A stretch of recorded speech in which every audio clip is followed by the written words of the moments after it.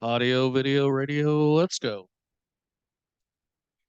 Hey, good evening, everybody. Welcome to the May meeting for the Livonia Amateur Radio Club. Thank you all that are here in person, and thanks to all of you that are on Zoom. We're changing things up a little bit with the agenda. We'll talk about that a little bit later, but going to start with just kind of like a welcome to everybody. And we're going to go ahead and kick off the roll call. So Cliff, AK9TX. WBAA. Bill, 88, WA. James Keller, WHW. And WIAX in the back of them. Zach, KZRY. Mike, NAMR. Bob, KBATL. Dave, AEAGE. Tom, 28, YBA. John, KYY. Peter, NARR. Sean, KFAWR. Ron, KFA. Joe, KE8DOU. Gordon, KD8COJ. Pete, KE8AUO. Larry, KE8. Hank, N8ANR. Helen, K8ETD. Ron, K8ETJ. Scott. Don, W8LFF. Chuck, WA8PGH. John, Ken, CRK. WIAX again? Sandy, AK8KA. Well, welcome, everybody. Do we have anybody that's here for the first time or any visitors? Well, welcome, CRK. Anybody on Zoom that's a first timer? So that we're setting up for a routine. Anybody here from out of town? Yeah. All right. Now let's go ahead and do the on-the-air report. We're going to do this a little bit more informally. We're not going to really count anybody, but just want to know who all's been on the air since our last meeting. Raise your hand, please. All right. Thank you. Those of you that didn't raise your hand, it was a 500-word essay by the next meeting as to how you're going to correct that. All right. Executive board announcements, as always. The LARC breakfast is on Saturdays at 8 a.m. Senate Coney Island at Plymouth and Stark. Good food down there. I've missed it the last couple of weeks. And as I mentioned, a little bit of a change up in the meeting agenda. I brought to the board, I kind of felt like it was a little clunky the way it started off. We kind of did a board announcement and then went right into a presentation. So I thought, yeah, let's do a welcome. And we brainstormed on it, kind of make it maybe flow a little smoother. So we'll try it out and see what everybody thinks. Next up, we'll go ahead and roll into our presentation. We'll give it to Mr. Mike in NMR to talk about Field Day.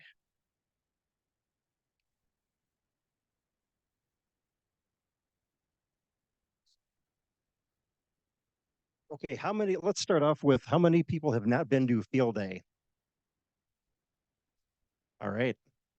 So the rest of you guys are veterans and you can help me out with this.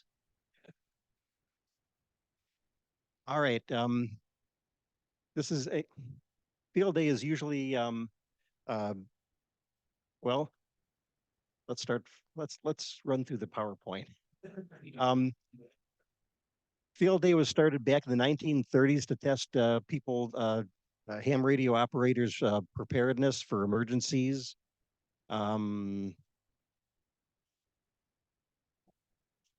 It's open to existing amateur radio operators and to anyone interested in radio. It's the largest on-the-air operation during the year. This year it's going to be held Saturday through Sunday, June 22nd and 23rd. Typically the club sets up at 3 p.m. on Fridays, the Friday before, which is June 21st.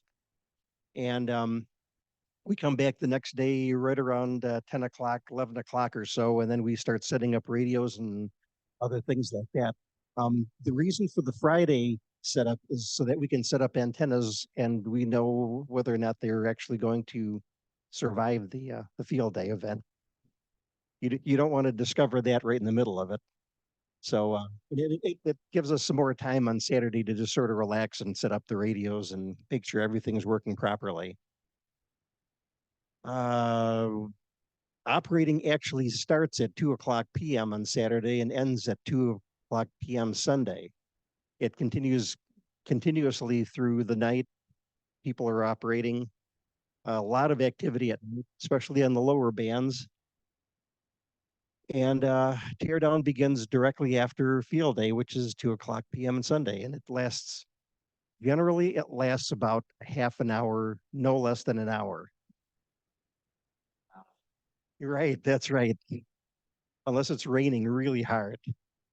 Um, this year we're going to be, I think, set up for 4 alpha, which means 4 transmitters in emergency power. We're going to have 2 voice stations, I think, Morse code, and a digital station, including FT8. There's also going to be some other things probably thrown in there, like a satellite station, and also usually the Ford Club handles the VHF operation. It's going to be at BN Park. Well, that was a good segue. It's going to be at BN Park, which is on 5 Mile and 275. There's a very quick, um, if you're coming eastbound on 5 Mile, the road comes up very quickly on you, and it goes into a rather long park that's perfect for our field day. Just like last year, the CW/satellite station is going to be up at the north end. Um, Followed by the next one south is going to be the sideband 2 station, which is going to be handled by Farrell. Zach is going to be at the digital station, which is on the other side of that parking lot. And at the south end will be Alan, and he will be handling the SSB 1 station.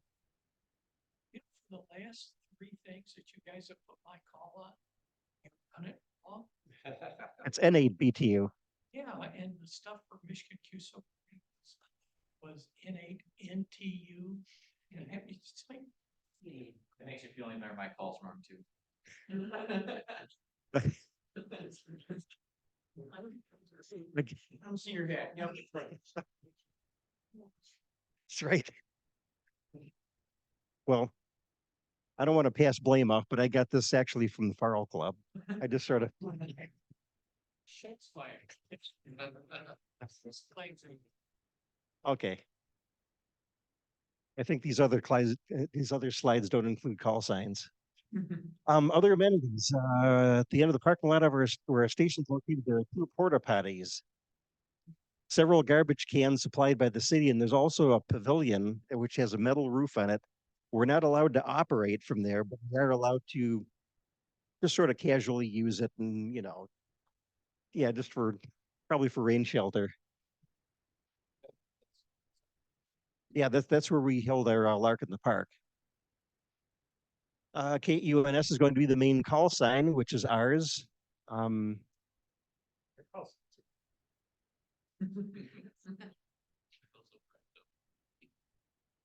There we go. N8H. Okay, yeah, those are correct. At the SSB station is usually on 40 meters only, because that's the one station, that's the one band that they get out on the best. And usually it's not only the same band, it's usually the same frequency. If it's been like it has the past couple of years. Let me explain something. We have a written agreement with the Ford Club. They have use of 75 phone. They have use of 20-meter phone, and they have use of 10-meter phone. We have 40-meter phone and 15-meter phone. So we're not, with the way band conditions, I listen to 15. We may be up on 15. And that's perfectly fine. But that's just so that you know that's why it's a coordination between the two. It's probably not going to last through the night, but that's when you'd want to get on 40, but oh, that could change too also. It's the top of the solar cycle. That stuff can happen. So yeah, the Farrell will be on anything but 40 and 15 throughout the night. There's a little more in-depth schedule. Usually we have breakfast beforehand, etc. Okay, we're approved to use BN Park. We have to notify all of the residents around the park that their houses border on the park 1 week prior to the event. So we'll be looking for people to help us distribute flyers. No overnight camping. No operations are permitted overnight, but operations are permitted overnight. No spotlights, lighting to be confined to just the area of operation. No RVs or U-Hauls permitted this year. Use of existing porta potties, use of the park shelters permitted on a casual basis, cover that. And generators are permitted provided that they are located as far away from the neighbors as possible.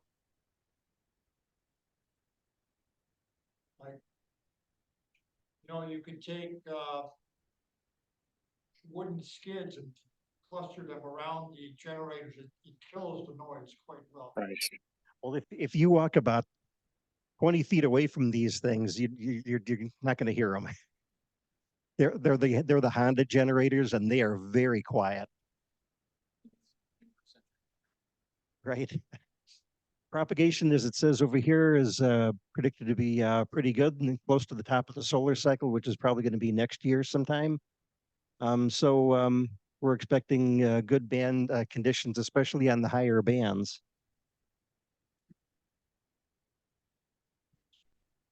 Okay, and just a reminder that field day is a 24-hour operation, which means we operate through the night. Some of us operate continuously through the night, which is fun till the next day. And Farrell will be running 20 meters as far as they can into the night, and then they'll switch over to 80 meters sideband. If you can come in early in the morning on Sunday, that would be much appreciated, because probably some of your operators over here will be operating through the night and will probably want a break sometime. Okay, our field day exchange. This is what we're going to be exchanging. The field day exchange is confined pretty much entirely to this. There's nothing else usually to say, other than Kilo 8 Uniform November Sierra 4 Alpha Mike India Michigan. KEUNS 4 AMI if you're on CW. I think they have the same thing for FT8, correct? Yes, Okay. actually, just for FT8, you just exchange call sign and exchange message. No, it's sort of shared. Oh. Yes, yeah, it'll say CQFD your call. Yeah, but I mean, the exchange also have. It's set up for. Yeah, there's a special function within WSGTX. It's an abbreviated exchange. So as a result, QSOs are kept really short, because after all, for a lot of people, for most of us, field day is a contest, and we want the object of the contest is to get as many points as possible. Like this. And that's what gives us results, like right down there in the bottom right corner. Last year, we were number 30 out of 4,487 official entries for all of field day. We were number 3 out of 386 entries for the 8th district. Number 5 for all of the 4 Alpha category, and number 1 in all of Michigan.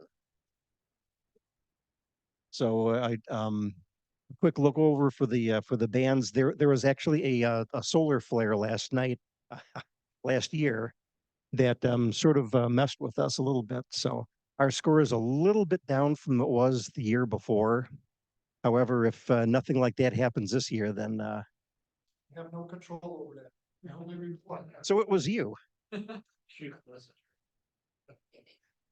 But yeah, even if there is a solar flare, I mean, everyone in the country is under the same conditions, so it is what it is, and we just get, It can only be, make the CW station work better, I would imagine. yeah, that's true. We'll see about that. Okay, there's just a summary of last year versus the year before.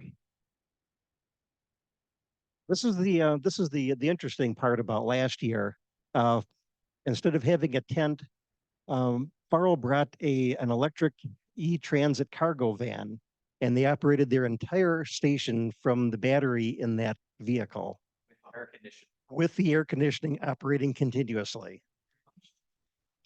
That was very impressive. It looked a little tight in there, but it's field day. You're only going to spend, well, at the most 24 hours in there. Hopefully not that long. But despite it having a metal roof and all of that, it was very comfortable in there, and they did quite well. And last year, they're finding out the same thing this year too. No, they're not? Oh, Okay, what right? We had warm weather on Saturday and Sunday, but it cooled down overnight. There's no rain. Antenna placement was really good as usual. Station setup was fast and efficient. Breakdown was even faster. Solar power was plentiful with all the sun that we had last year, and relatively nice temperature, surprisingly. The EV van kept the temperature manageable inside with the air conditioning continuously on. There's enough energy to support the entire event with travel to and from the site. Vehicle, the vehicle had no generator noise. That was great. Um, there's no RFI interference from the onboard batteries or the inverters, which was pretty cool. And plus, this year we actually got the ARRL bulletin, which is great. Barely. Okay, what can be improved? We had, well, Farrell didn't have that many contacts on 80 meters. There was only one guy that handled the entire nighttime shift. There was interference from other stations. I remember that. The CW and digital stations were heard on by the FT8 guys, and I'm wondering whether or not it's just a matter of having a proper ground on everyone's radio rather than everyone's generator. the shoot. We need more photos of each operation, operators proof of each bonus point. Make sure that you get those photos in and sent to either me or Sandy. Get video. This is one of the things. Get videos of the operation so that we can post them to LARC's YouTube and Twitter sites. Only one or two previous videos of previous field days, and they're pretty old. I think we can refresh those things.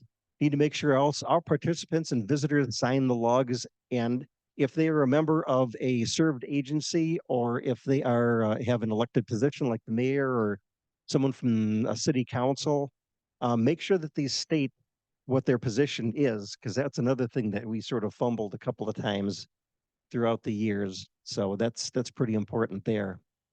Keep the solar running. I think the Ford Club was interested in having their station run continuously on solar power, which would be kind of cool.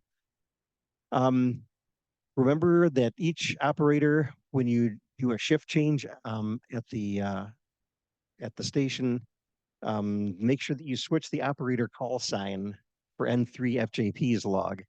And what I'm going to do is I'm going to make a small card for each station to show exactly how to do that, so that there's no guessing for that. And make sure that when you switch bands, that the logging program also switches along with your switching on the radio. Okay, the bottom line is field is a fun event, lots of setup and operating and learning opportunities. Everything that you experience at field day, you'll probably sooner or later run into at your own home station. That goes for anything from operating to setting up antennas to, how do I get the line over that tree over there? Um, Everything is very, very useful, really, really good learning opportunity. So come out, help set up, operate, observe, and tear down. Um, and uh, and yeah, please have fun. And that's pretty much it. Can I add something? Sure. If you're a technician, you don't normally have HFO privileges. On field day, you can come out and operate because you're operating under, Everybody's an extra. yeah, everybody, well, you're right. But there will be guys that have got generals and higher class licenses. And Field day, but you can't be. Well, that's a really good point right there. Is that people who do, people field day isn't restricted to only amateur radio operators. You can bring anyone out. We had quite a few years ago. We had the mayor of Livonia out that had to operate. We had Boy Scouts, a small troop of Boy Scouts one time. That was pretty cool. So whatever you have, I mean, we're willing to accommodate it out there. As long as we stay in the general dance. Okay. Control operating, general or next. That's right. Mike, are we gonna have like I don't think call it a first time on the air station? Or go to station. Yeah. We explored that quite a few years ago, and the rules regarding the GOTA station state that you have to have a dedicated GOTA captain and a very specific dedicated GOTA station with its own equipment, its own antennas, everything. And it was so specific that it's just like, oh, no one's going to just sit around out in the tent with a radio just sitting there, and the GOTA captain cannot operate. So you have to have just unlicensed people or people who have not operated for a while operate that. So You want me to show how to register?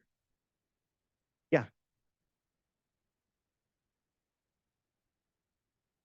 So now I'm going to cover real quickly on how to register online. So we have a sign up system that I built on the website. So that way you can say, hey, I'm going to be at the field day site from 4 to 6 o'clock and I'll operate digital for 1 hour and I'll operate phone for an hour. So here's how it works. If you go to the club website, livoniaarc.com, I have it linked right there in the logo for the field day this year, Beat Radio Active. You just click on that. It'll bring you to the club field day page, which is really a summary of what Mike gave this evening. So if you scroll down, all the way down at the bottom of this page is the field day sign up area. This is also where you can sign up for to help with setup and tear down, just so that we would have a rough count of how many people are helping. So if you're like, all right, I'm gonna help out with setup at the beginning, and I'm gonna help Alan out at 1700 and at 2100. Come on, if I can click. So what this does is, see how it says phone operator or logger? For that station, we have two positions. We either have the operator that's calling CQ, has the microphone in hand, or a logger, and they're the ones that are typing in the call sign that they're hearing. And we do that for a couple of reasons. One, so that way you have a buddy, especially at 2 a.m. It can get a little bit lonely, especially when you keep calling CQ and nobody comes back to you. But then also for sanity checks of, well, I heard an N, well, I heard an M, and kind of help double check each other. So you see the selections are down below, and you can keep selecting other times if you want. If you want to select like the 23rd, you click on the 23rd, and then there's all the other time slots. And at the very end, you type in your name, your call sign, and your email, and then thank you to hackers and spammers out there. You have to have type in the magic code so that way this website doesn't get spammed, and it will send you an email so you remember what you signed up for, and then also send me an email so I know what you signed up for, so we can have that posted at each station so we know roughly when to expect people, where there might be holes to where we can corner people and say, hey, we need you at 4 o'clock to help us with the phone station. So any questions about signing up or the website, anything like that? There an undo? There's an undo if you haven't clicked submit. You could go up and you can click cancel, but after you click submit, just email me. Webmaster@livoniaarc.com gets to me. Or look me up on QRZ. That is the same email address that forwards to me. So, all right. Thank you, Zach. Thanks, Mike. Did we set up Wi-Fi capability there? We just out there with what we got. It's a pretty big site. From where the CW tent is all the way down to where single sideband 2 is, that's just within thousand feet, which is the maximum distance. And we have looked at doing mesh wireless in the past, and it gets pretty complicated pretty quick and also pretty expensive, the amount of equipment that you need. So no, we haven't done that. For the digital station, I do about every 6 hours or so, I turn on my Wi-Fi hotspot and sync the clock because, as we know, FT8 is very time sensitive. So I do that every so often as well to kind of make sure that's good. Chris? Zach, how are you gonna, handle, your people like police, fire, whatever, that stop by and, you know, cause you get X amount of points for everybody. Mhm. Is Yeah. So at the kind of the someone gonna take that, or are you gonna take that, or what? so at the digital tent, it's kind of like the default, like it's the biggest parking lot, also has the porta potties next to it where the pavilion is, and it's kind of also the most visible site. So that's where Chuck sets up the PIO table, which has all of our brochures, the sign-in log, in addition to the sign-in logs that are also at each tent. So one of us, probably the board or somebody, will be around that table to be able to. I'm asking, not worth the hump. Okay. I mean, even though I'm retired from FEMA, still worth 100 points for field day. Okay. Guys at FEMA are hams. All right. Good to know. Yeah. Any other questions? Right. And thank you again. All right, moving on to old business. The secretary's reports available upon request, and we'll give it to Mr. Bill for the treasurer report.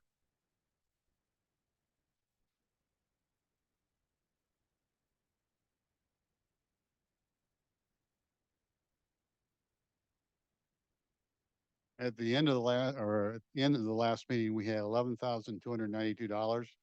We took in $461.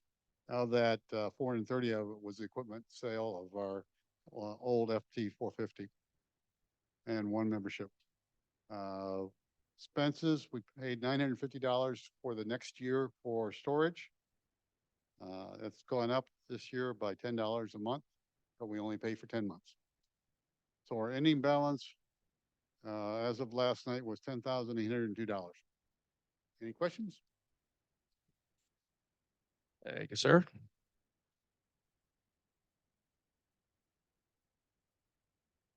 Next up is the 2-meter net report. I know Hero's online, so I'll give it to Yes, Mr. I Hero. am. Can you hear me? Yes? We can hear you, Hero. Okay, thank you. I cannot share the screen, so I'm going to just read it out today. We have still pretty good participations, and I'm showing the total check-ins right now, but I cannot show you anyhow. All right, so net control stations, we have KAYYZ. John started the volunteering for the 4th week of the month, net control stations. Thank you very much. And as always, I'm always looking for new net control stations. Anybody who want to try out, please email me at adaae@arrl.net. And also looking for a discussion topic, please email me, whatever you come up with.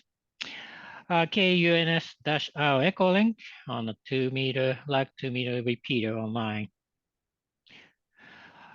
This year, once again, we're going to have a LARC 2-meter net challenge night.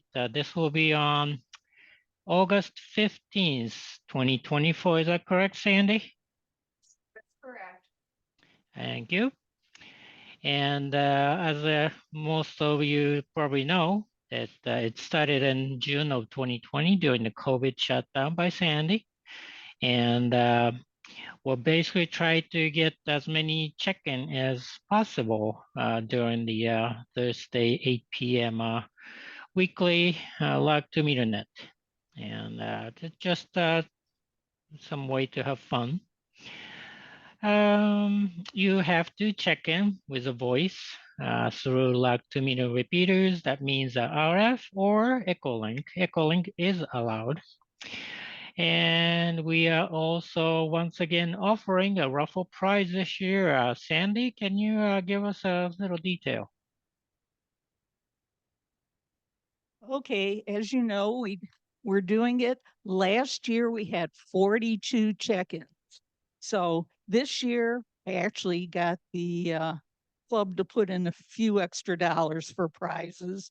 So if we don't beat the 42 check-ins of last year, we will randomly give away a $30 gift certificate to a local restaurant here in Livonia.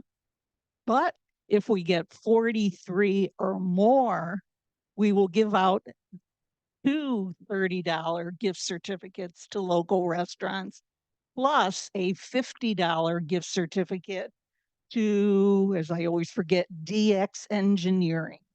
So you don't have to be a member to call, to call in. We just want all the operators we could get. It gets to be a fun night, not a lot of talking. We just want to see a lot of check-ins. Thank you.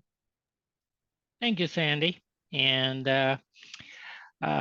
since we don't have a July meeting, and next meeting is actually going to be the last meeting before this event. So we'll probably tell you guys one more time next meeting, but that's what we're gonna do. And in the meantime, announcements on newsletters and email notification from Chuck coming out, or maybe Sandy. So coming out, so please keep your eye on it. Other activities, we have a Wayne County repeater crawl still going on with a KDA ZSK Keith. I don't know, is he in the library? No. Okay. And I don't think he's on the online either. Anyways, he is a club member, and he does this. This was also started around the COVID time, so one of those things. 2-meter net schedules on the 2-meter on the LARC 2-meter net webpage, and also there's a instruction on how to install the net logger on the presentation page, as well as the LARC 2-meter net page. So please check it out and install and use it for any kind of net, really, not just our net. A lot of net uses it, Wolverine net uses it. So that's what we have. And thank you very much for your time. Back to you. Thank you there, Hero, and thanks, Sandy. James. Yeah, one thing that the net control should remember is when calling for stations, we have about a 7 Mississippi count, so that the swells get dropped for Echolink. At times it gets a little frustrating where it's, hey, do we hear anybody else? And then go right on. Yeah, that. Echolink is a big delay when you're using Echolink before it opens up the option to transfer. Yeah, it's always interesting to try to balance how to if I waited long enough, if I not, maybe that 7-second beat's a good idea for it. Sandy? Little aside, I have been noticing lately that people are not, I mean, I understand you don't come in, right at the beginning, everybody, but I know when I've been net control, there are several people who jump in the middle of, an alpha section, or gee, I just got here, so I want to sign in right now. So, just a little online courtesy. Yes, I It agree. does get a little wild out there sometimes. Yes, I agree that we do give out the instruction of how to check into our net property. Pre-net's a little more casual, but during the net, we specifically said that, it's under the control of the net control. Net control only can speak first. unless it's otherwise instructed. So people are in a real hurry to sign on, sign in, check in, and we have plenty of time given out to those people to check in. And this is one of those things that if you try net control once, you will know what it's like to run the net control. Yeah, thank you. Yeah, thanks again, Hero, and thanks, Sandy, for pointing that out. There has been quite a bit of doubling and what have you during check-in time. I mean, it happens. We've all done it. But just kind of give it half a beat or so before you check in and make sure somebody else has it keyed up. Make everything go a little bit smoother. And then yeah, the thing with EchoLink we get some doubling there sometimes too. So yeah, we work through it, but it's always good to keep that in mind. Next up, the next LARC in the park, the conclusion of the antenna build. John, do you have anything else you want to say about it? Sure. All right, so we had a really good turnout last month at Over 20, in Park. What's that? was over 20.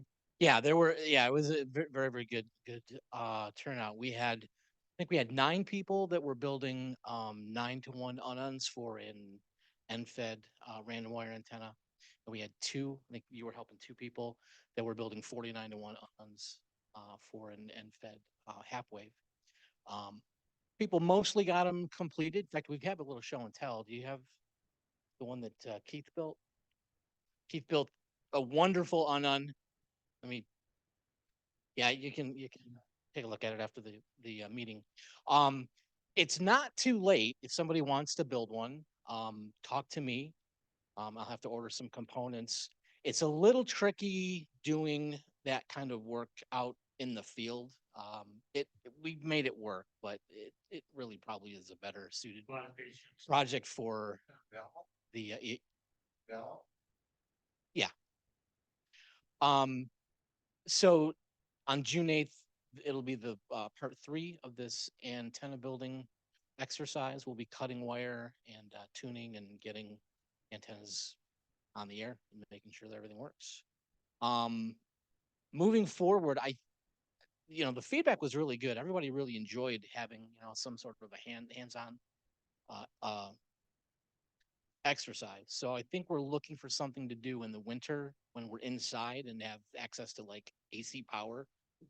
So if anybody has any thoughts on something that we might build, it could even take a 2 or 3 two or three sessions to build, whatever it is. We're definitely open to suggestion, as well as other topics. We're always looking for good stuff. As a reminder, we do run LARC in the Park during the summer. We're approaching our summer break. We actually do still run LARC in the Park in July and August. So that's that. Yes. All right, thank you there, John. And yeah, I mean, got some good programs that've been put together and that will continue to be put together. So encourage everybody to participate in those. Last but not least on the old business, we do want to take a moment for those of you that didn't read the newsletter yet, which why? But if you didn't see it in the newsletter, the communications trailer is no longer available. But we do want to thank both James and Chris, the trailer committee for, putting things together and sharing it with the club. Moving on to new business, new members and license upgrades. Mr. Bill.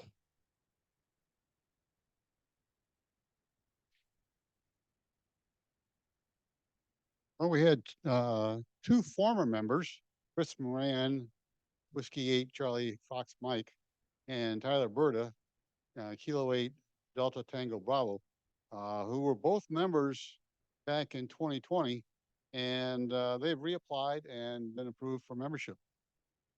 We did not have anybody new apply, and I did not know of anybody that got a license upgrade. We did have 2 people show up for the testing session on the 15th. One person managed to get their technician license and one person managed to get their extra license. Any questions? Oh, I think I have. Who normally?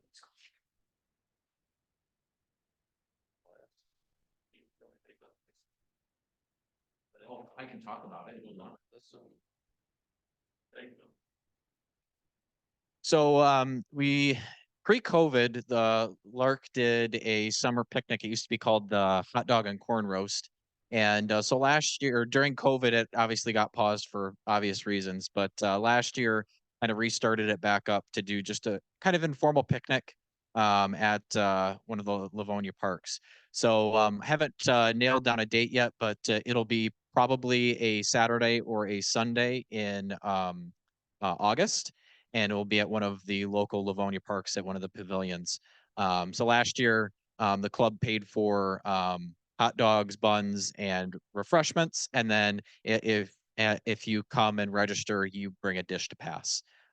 So we're going to be doing that again this year. Look for update both in email and then also through the newsletter. Yes, Chris. It used to be known as the Livonia Club Corn. Are you going to have sweet corn there or whatever? No, we just wanted to kind of make it simple. And so last year we just had hot dogs and dishes to pass, and it worked out very well. Mainly the one of the intentions with it is we wanted it to be an effortless type of thing and not feel like there was a lot of volunteer work that needed to happen, like making the corn and having, getting propane and getting and all that stuff. So we just wanted to make it simple. And so that's what we did last year. And it ended up very well. We had, I think, 25, 30 people last year with a couple families there. So that was really great. So we'll do it again and see how it goes this year and add or remove or adjust for next year. So, yeah, be looking for that here in the next month or so. I actually was just thinking about it last night. I was like, oh, I need to reserve that pavilion. So be looking for that soon. Well, thank you there, Zach. There must be something with ham radio and corn because in New Mexico, one of the clubs has a corn feed as well. So that's kind of there must be something going on there. Last of the new bit or last of the old business that's not on here. CRK, do not leave without your shirt. I've been toting that around since Corktown. All right, nothing like having the mic and being able to make a personal announcement, right? All right, we're going to move on to Elmarine activities and helping hands. Is there anybody who has a topic or question that maybe the club could help out with? Well, Zach. So I recently purchased a Yaesu 847 and it needs an alignment pretty bad. So if anybody has that equipment to be able to do an alignment or knows of somebody or a professional shop that does it, let me know. Do it on QRZ or talk to me after the meeting. Well, thank you there, Zach. So if anybody could help Zach out with the radio alignment, please get in touch with him. Anything else, either online or in the room? James? Yeah, I spoke with a friend of mine who's head of the planning commission of Livonia for about 25 years and reached out to him to see if he'd be able to come out for 5-10 minute presentation, question, answer, anything about Livonia's ordinances regarding amateur radio. That would be great. So if there's interest, Maybe like zoning restrictions. yeah. I think that'd be a topic a lot of folks would be interested in. All right, moving on to the cork board. Anybody have items for the cork boards where we're looking to buy or sell equipment? As always, discuss prices off the air. I have something for you guys. Go right ahead. W4 FSW.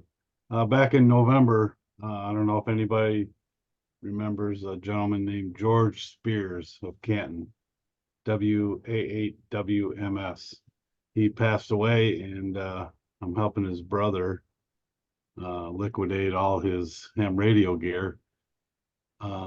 Most importantly, there's 4 Collins radios in good working condition as far as I can tell. If anybody's interested in something like that, please let me know. I can give out my phone number, 734-664-7833. If anybody's interested, let me know. Thanks. Yeah, thank you, FSW. Appreciate that information. I took note of your number there as well, if anybody missed it. Anything else with the court board? I have something. Go ahead. We're trying to remove some things from our garage, and one of them is a Honda 200 or 2000 generator. It's the quiet ones. So we do have that for sale. Thank you, Doris. I saw that somewhere. Oh, I was on Facebook. Yeah. Mhm. Okay. All right. Anything else with the court board? Going once, going twice. All right. Any announcements from the group? Go ahead, Ron. Oh, Chuck, I'll let you pull rank. I don't know if you guys have seen this online or not, but it's been announced that ARRL has had a pretty major breach of their internet services, including Lock Up World and websites and all sorts of stuff that are pretty badly blown up. Apparently, they claim they don't keep records of social numbers and credit cards and all of that as part of that, but pretty much anything else, logins, passwords, and all of that business are currently not available. Hopefully they've made offsite backup. We don't know how good or bad their IT department is because they've lost a lot of people recently that have left there. So just be aware if you're trying to log in, submit stuff for awards or block stuff into LOTW, it ain't happening probably for the future. Yeah, that's a big one there. Just send them an email, let them know that you worked your 5-band PXCC. Just tell them, take your word for it. Yeah, that's right. Ron, you had something? Yeah, just a couple of things. So they announced, LARC announced that they're now offering free memberships for licensed operators 21 and under, or under 21. And then it's discounted 21 to 25.